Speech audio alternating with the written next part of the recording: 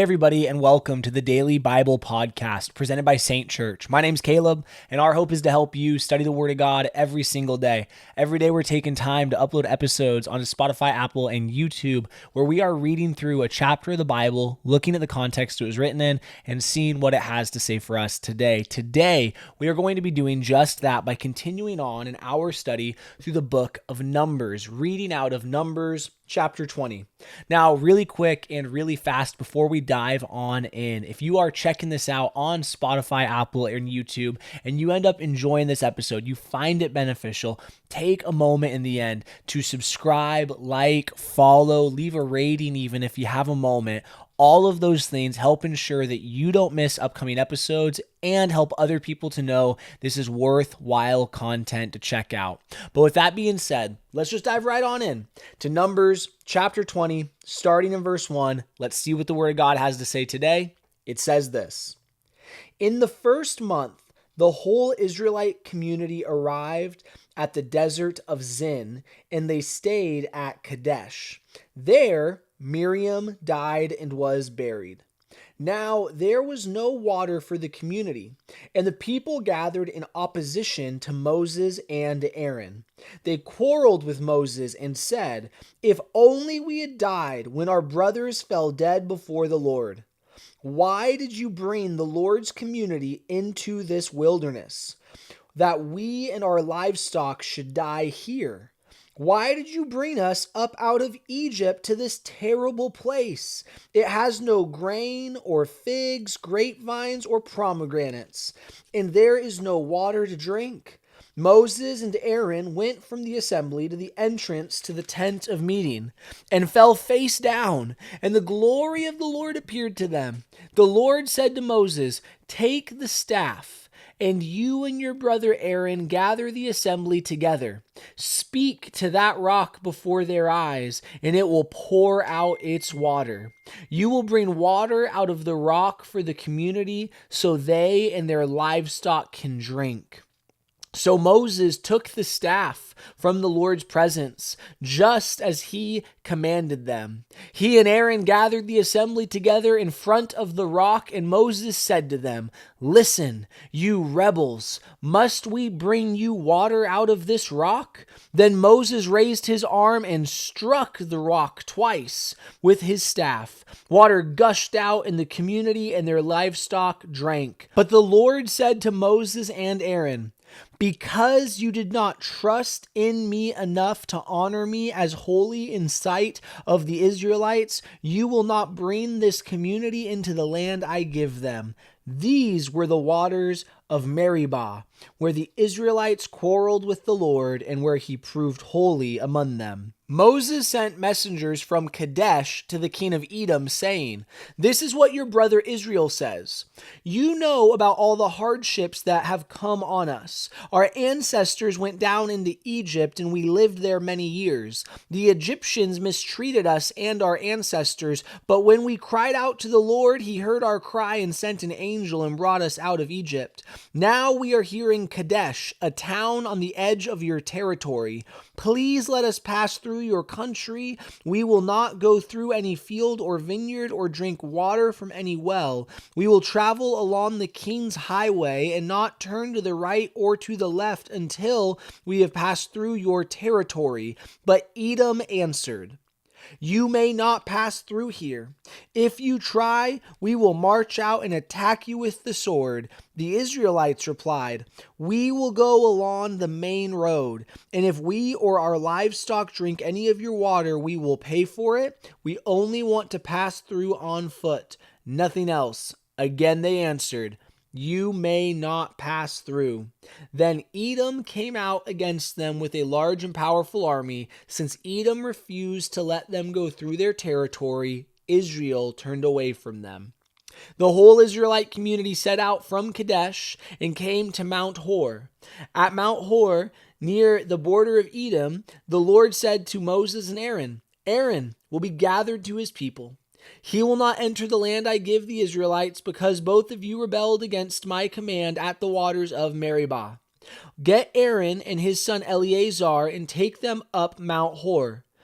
Remove Aaron's garments and put them on his son Eleazar, for Aaron will be gathered to his people. He will die there.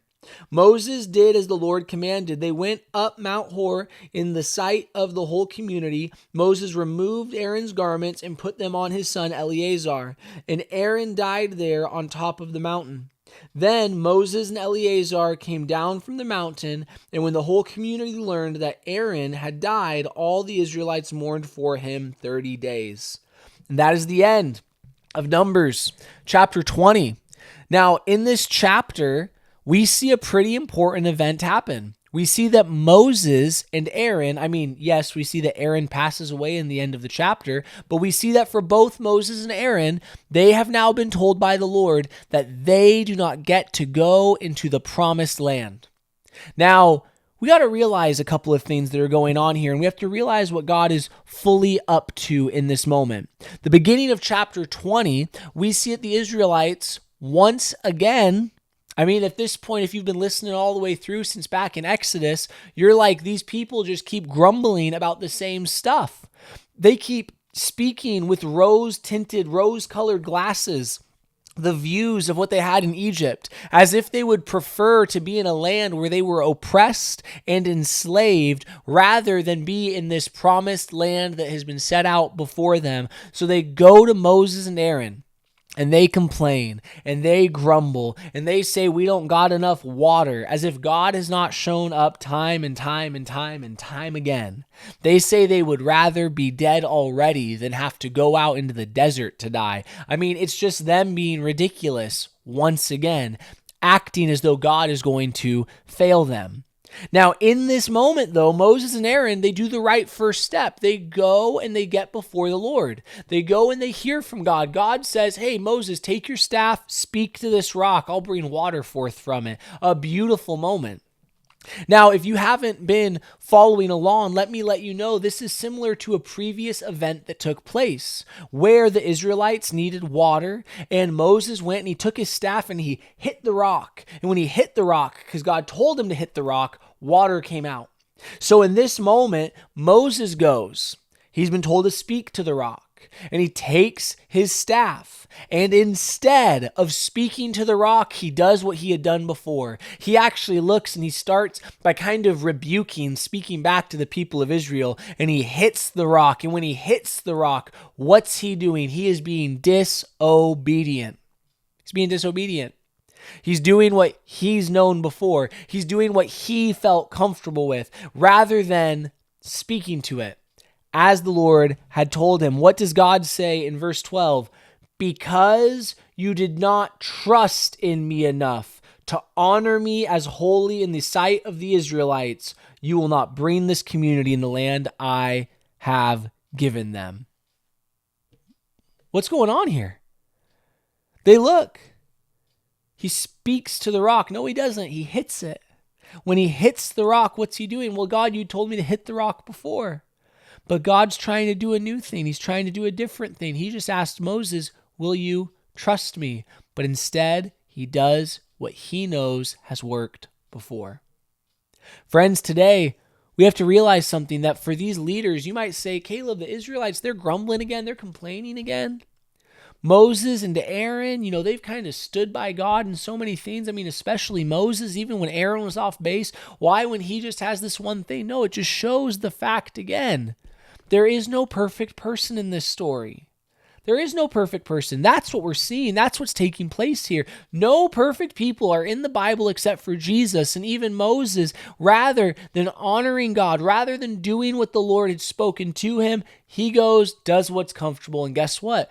There is a price to pay by leaning on his own understanding. So, for you and I today, how do we need to handle this? We need to take time and recognize the fact that when we seek after God, we must continue to seek after him. Just because a situation looks similar to a past situation God helped you through, it doesn't mean that it requires the same response. It might need to be different. So are you willing to take time to go to the Lord and trust him every single time?